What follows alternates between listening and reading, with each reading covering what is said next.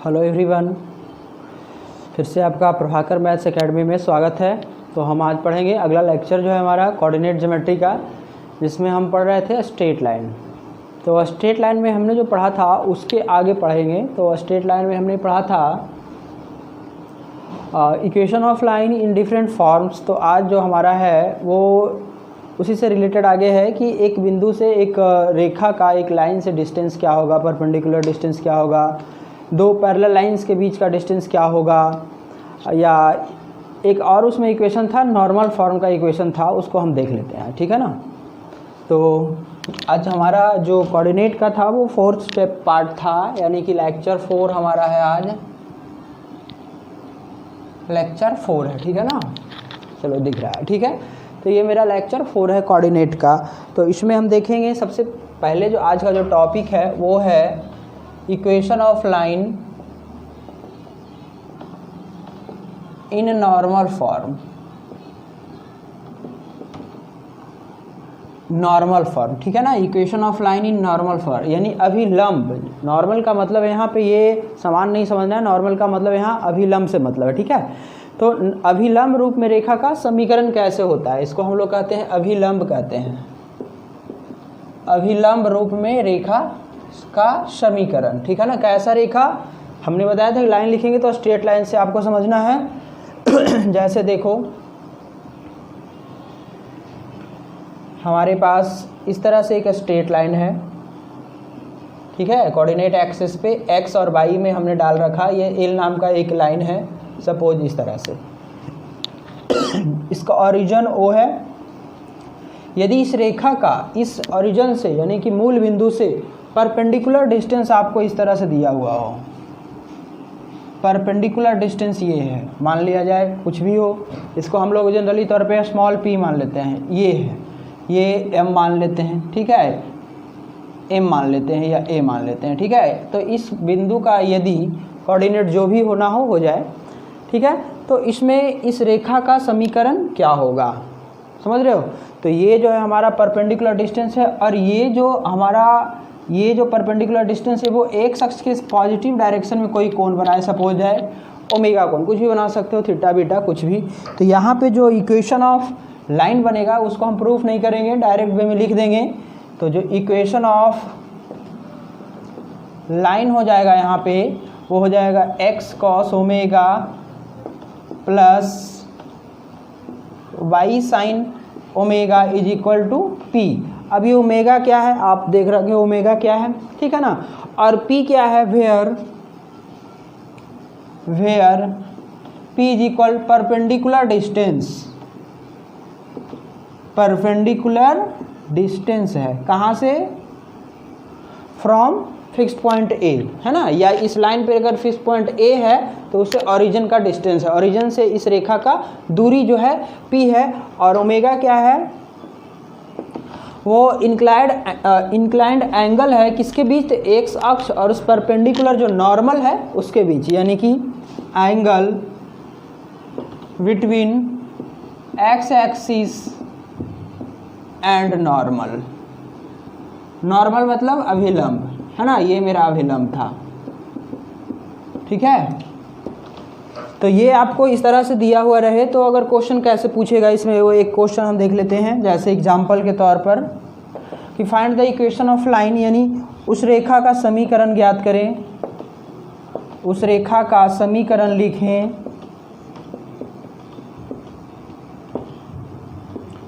जिसका मूल बिंदु से लंबवत दूरी 4 यूनिट है, 4 यूनिट्स है, तथा एक्स अक्ष एवं अभिलंब के बीच बना कोण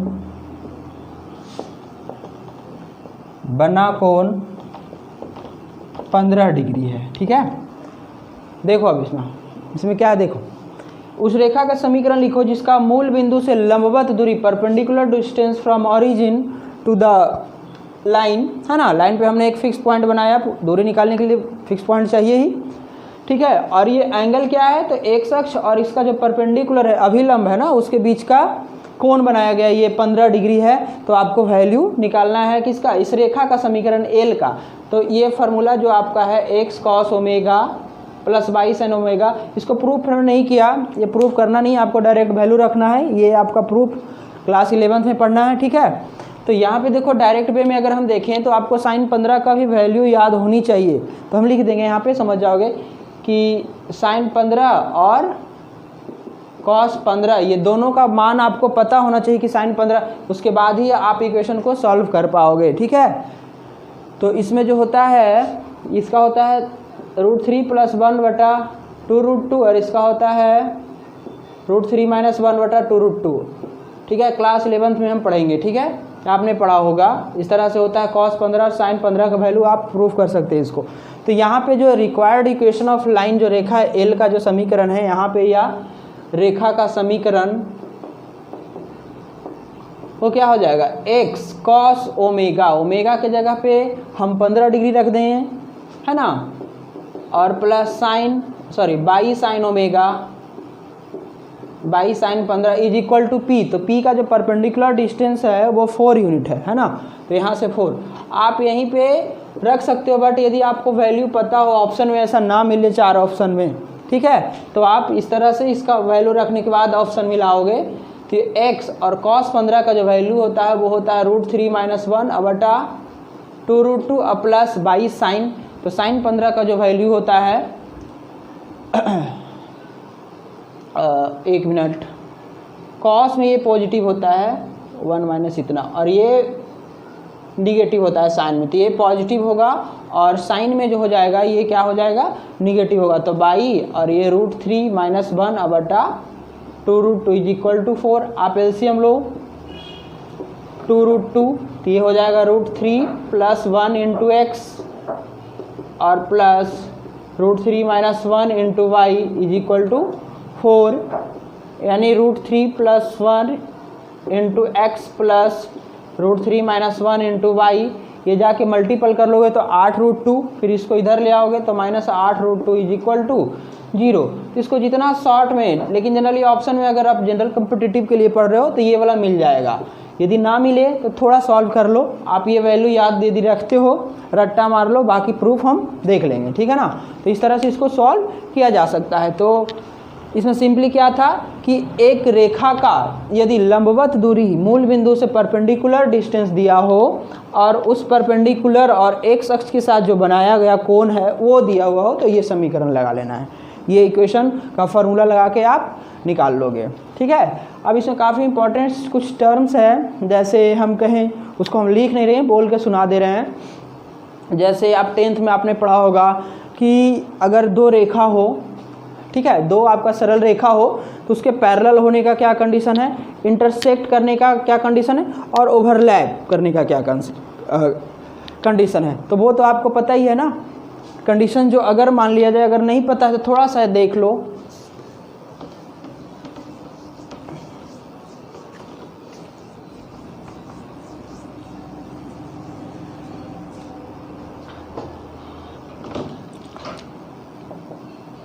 अगर दो रेखा हो हमारे पास, इस तरह से दो रेखा हो, किसी भी तरह से मान लिया जाए हमारे पास दो रेखा है, एक ये L1 और ये एक L2, तो इसका समीकरण भी कुछ होगा। मान लिया जाए ax1 2 है तो x1/1 कर लेंगे हम, है ना, ax1 प्लस, या वेरिएबल नहीं है यहाँ पे a1 करो, a1x plus b1y plus c1 is equal to 0, और इसका हो जाएगा a2x plus b2y plus c2 is equal to 0। Variable में x1/1 नहीं करना है, ठीक है।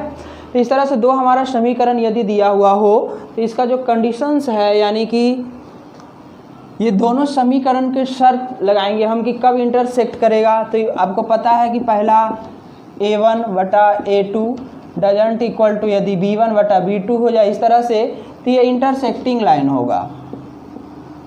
इंटरसेक्टिंग मतलब एक दूसरे को प्रतिच्छेद करेगा, ठीक है। दूसरा कि a1/a2 is equal to b1/b2 does not equal to c1/c2, अगर इस तरह से हो, ये वन वही वन तो आप समझ रहे हो, यहाँ से निकाल लोगे। तो ये जो होता है लाइंस पैरेलल्स होते हैं, ठीक है ना, पैरेलल लाइंस। पैरेलल का स्पेलिंग ठीक है, पैरेलल का मतलब होता है समानांतर। अगर ये कंडीशन लगे तो वो समानांतर हो जाता है। और तीसरा जो थर्ड है आप तीसरा यहाँ दिख रहा होगा, तो तीसरा जो है हमारा वो है A1/A2 is equal to B1/B2 is equal to C1/C2। तो ये होता है समपाती, और इसको कहते हैं कॉन्सॉइड कहते हैं। कॉन्साइड मतलब एक दूसरे पर ओवरलैप कर जाए, ठीक है। तो इसमें जो होता था एक सोल्यूशन होता था, इसका कोई भी सोल्यूशन नहीं होगा और इसका बहुत सारे सोल्यूशन करेगा, क्योंकि दो रेखाओं का जो नंबर ऑफ सोल्यूशंस हो जाएगा वो जितने बार काट ले, ठीक है, जितने बार एक दूसरे को काटेगा वही नंबर ऑफ सोल्यूशन होगा। तो ये केवल एक बार काटेगा तो एक सोल्यूशन निकलेगा इस कंडीशन में। इसमें जो है ना आपका पैरेलल होगा, पैरेलल आई थिंक इस तरह से, ठीक है, दो अगर इस तरह से हो, कहीं भी आपस में आगे बढ़ाने के बाद भी ना कटे, दैट इज कॉल्ड पैरेलल्स। थोड़ा सा हम इस तरह से इसको इंक्लाइन कर दें तो ये आगे जाके कट जाएगा, है ना। तो इस तरह से अगर होगा पैरेलल्स होगा तो इसका एक जगह पे भी काटेगा नहीं, तो इसका कोई भी सॉल्यूशन नहीं होगा। और अगर कंसॉइड हो, एक दूसरे पर ऐसे ओवरलैप यानी इसका प्रत्येक पॉइंट इसके प्रत्येक पॉइंट को टच करेगा, काटेगा, इंटरसेक्ट करेगा, उसका बहुत सारा इन्फिनाइट रूप से हल होगा। जितना आप उसके लाइंस को बढ़ाओगे, जितना नंबर ऑफ पॉइंट्स को उसमें ऐड करते जाओगे, उतना उसका क्या होगा, हल होगा। तो यहाँ पे हम ये तीनों अब पढ़ चुके थे पहले भी, तो इसके बारे में ज़्यादा चर्चा नहीं करते हैं। तो अब इसमें इसी तरह से समीकरण दिया हुआ रहेगा, दो रेखा के बीच की दूरी निकालना है, मान लिया जैसे समानांतर है तो, ठीक है। तो आपको जो कॉम्पिटिटिव वाले में है वो समानांतर के लिए, ये इसको अस्क्यू लाइंस कहते हैं, ठीक है, ये अनपैरेलल्स है। तो ये वाली आपको नहीं पढ़ना है कॉम्पिटिटिव वाले में, ठीक है, ये 11th में है। तो हम सिर्फ पैरेलल लाइंस के बारे में पढ़ेंगे, ठीक है। तो अब देखो,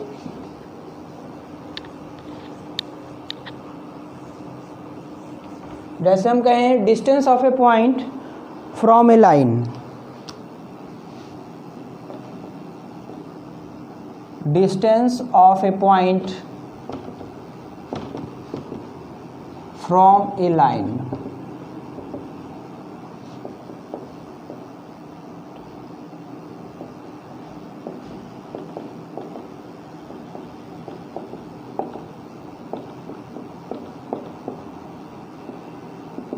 एक बिंदु से या एक बिंदु का रेखा से दूरी, ठीक है। तो जब भी दूरी हम निकालते हैं यहाँ ना, तो वो डिस्प्लेसमेंट निकालते हैं, ठीक है।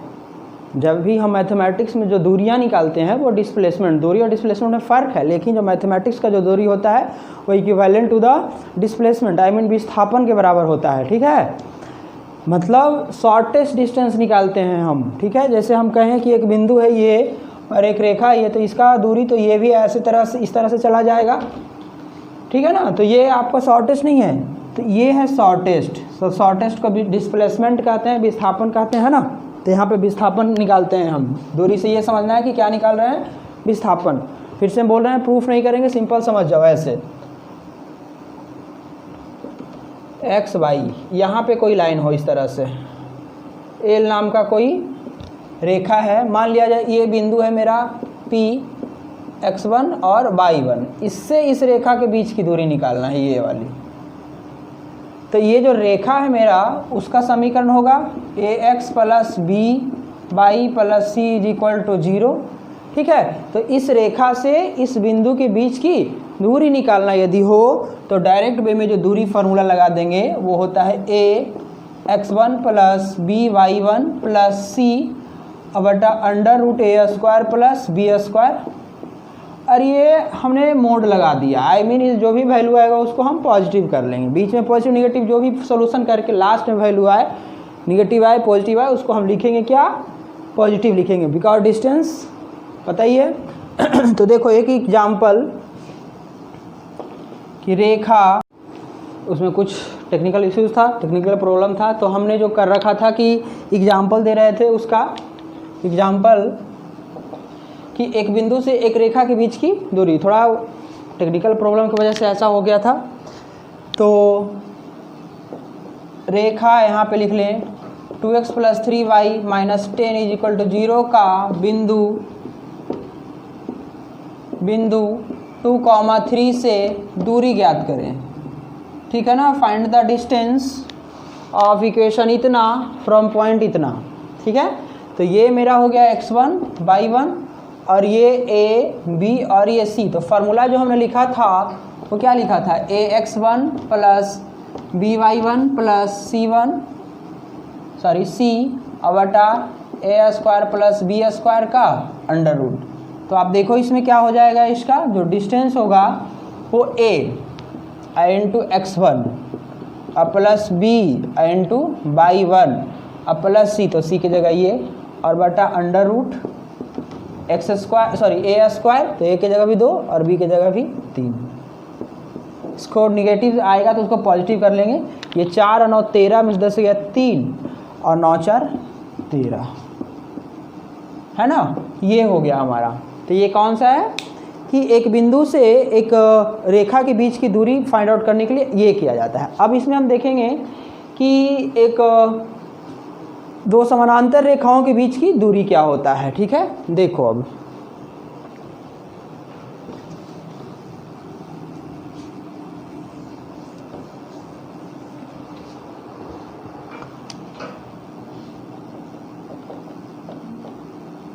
डिस्टेंस बिटवीन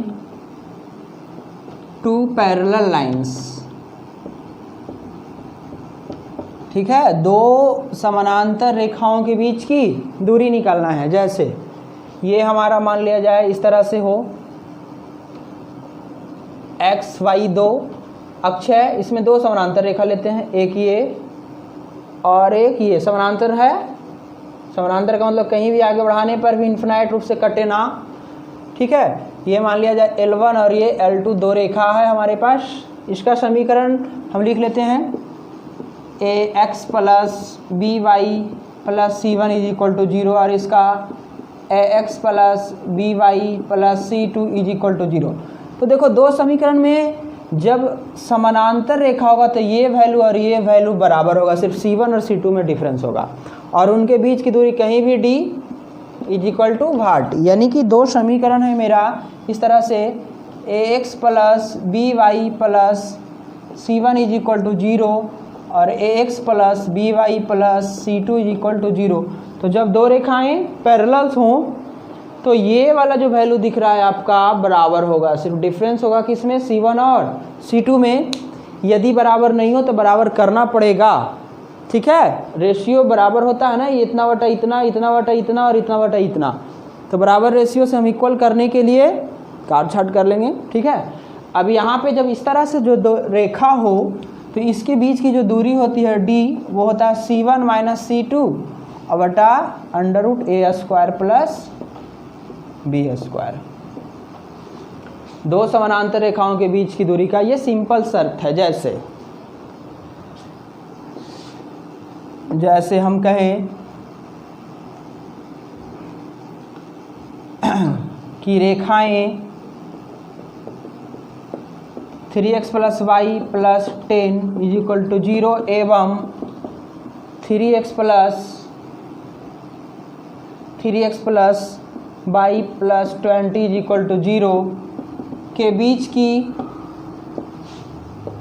दूरी लिखें, दूरी ज्ञात करें।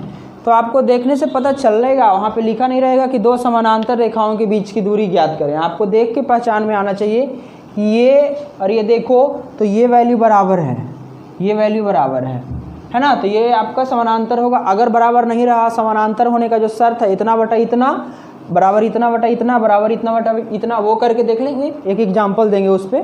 तो इसका जो दूरी था वो क्या था, c1 माइनस c2 तो 10 और माइनस 20 अब बटा a का स्क्वायर प्लस b के, तो a की जगह 3 और b की जगह यहाँ कुछ नहीं तो 1 है, तो 3 का स्क्वायर प्लस 1 के स्क्वायर का अंडर रूट। ऊपर आएगा माइनस 10 और नीचे आपका रूट 10, यानी कि 10 बटा रूट 10, ठीक है ना। इसको थोड़ा और सॉल्व करना चाहें यदि आप 10 बटा रूट 10 को, तो आप इसमें गुना कर सकते हैं।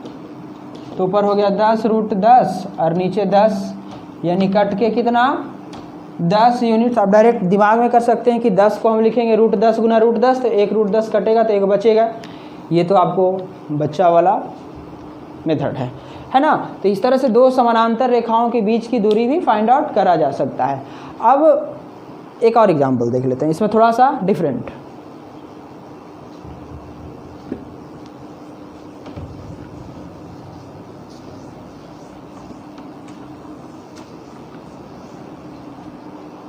जैसे हो x + 2y + 30 इक्वल टू 0 और ये है 2x + 4y + 100 इक्वल टू 0। समानांतर रेखा का शर्त क्या था, a1/a2 बराबर b1/b2 बराबर नहीं होना चाहिए c1/c2 के, है ना। तो देखो यहाँ से ये अगर हम मेरा पहला ही लाइन हो और ये दूसरा लाइन है तो रेशियो तो इसका और इसके रेशियो समान है, ये तो समान नहीं होना चाहिए इस पैरेलल्स में। पहले अगर निकल गया होगा तो उसको दिमाग से निकालो, समझ जाना आप। इतना बटा इतना बराबर इतना बटा इतना डज नॉट इक्वल टू इतना बटा इतना। तो ये क्या है, हमारा समानांतर रेखा है या नहीं, तो देखना है ना ये। लेकिन हमने बोला था कि ये बराबर होना चाहिए ये और ये, तो नहीं है बराबर। तो इसके बराबर करने के लिए इसमें 2 से डिवाइड कर दो, बोथ साइड डिवाइडेड बाई 2। तो 2 से डिवाइड करोगे तो x + 2y + 50 इक्वल टू 0। दूसरा समीकरण, अब जो दूरी था इसका c1 - c2 बटा a² + b²।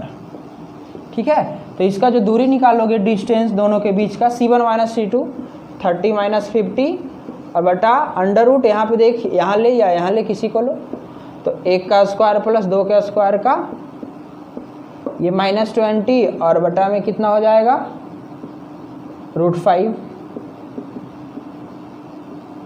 आप इसमें √5 से मल्टीपल कर सकते हैं ऊपर नीचे,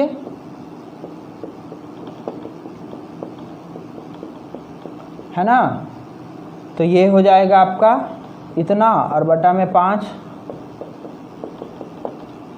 आप दिमाग में भी इसको कैलकुलेशन कर सकते थे कि इसको हम लिखते ना 4 × 5, तो 5 को √5 × √5 और एक 4, तो √5 कटता तो 4 √5, है ना। तो इस तरह से ये हो गया आपका। अब एक इसमें एक टर्म्स है, लास्ट टॉपिक है मेरा इस चैप्टर का, वो है आपका कनकरेंट लाइंस। तो कनकरेंट लाइंस होता क्या है, जिसको हिंदी में कहते हैं संगामी रेखाएं। ठीक है, तो देखो होता क्या है।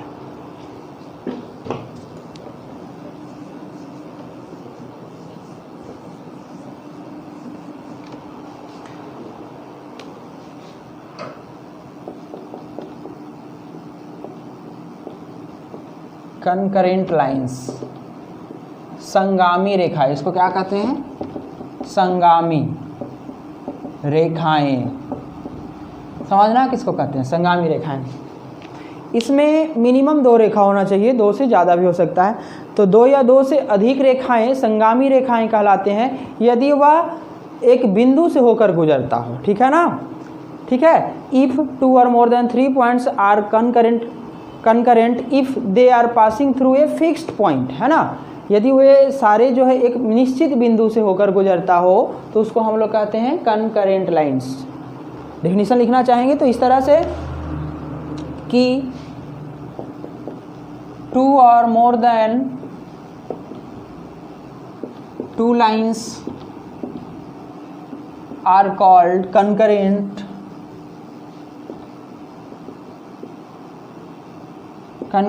if they all are passing through या they are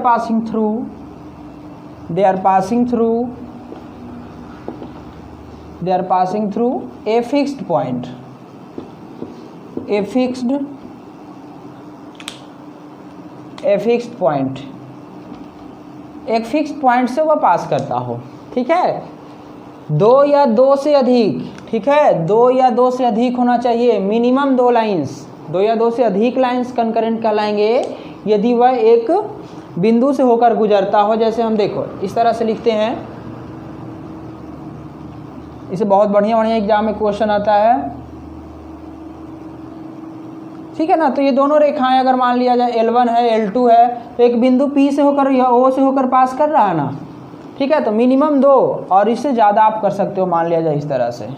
लेकिन ध्यान रखना भाई कि इसमें एक ही बिंदु से पास करता हो सारे रेखाएं, इसलिए तो लिखे हैं 2 or more than 2, not only 2। ठीक है, 2 या 2 से अधिक रेखाएं संगामी रेखाएं कहलाएंगे, कंकरेंट कहलाएंगे यदि वे सारे एक बिंदु से होकर गुजरते हों। इसमें बहुत सारा क्वेश्चन आता है कि इसका ऐसे दे देगा कि दो रेखाएं एक संगामी है तो उसके लिए एक में वेरिएबल्स रहेगा, एक में नहीं रहेगा, उसका वैल्यू फाइंड आउट करना है। तो हम दिखाएंगे। तो अगले क्लास से जो मेरा कोऑर्डिनेट वाला ये होगा वो प्रीवियस ईयर्स का क्वेश्चंस सॉल्यूशंस और कुछ नए टाइप्स का जो है, ये तो थ्योरी है दिमाग में, तीन क्लास में आई थिंक 3 या 4 क्लास में थ्योरी समाप्त हो गया। बाकी जो 3-4 क्लास होगा एटलीस्ट बहुत सारे क्वेश्चंस करेंगे हम, 100 कोशिश करेंगे कि 100 क्वेश्चन करें। इससे जो भी सारा क्वेश्चन हो प्री में, इससे क्वेश्चंस रिलेटेड रहते हैं, मेंस में रहते हैं, है ना। कोई भी इंडिया में एग्जाम्स हो उसमें इससे क्वेश्चंस आता ही आता है, तो उसमें हम सॉल्व करेंगे। तो आप अगला वीडियो वेट करें, आएगा। Thank you.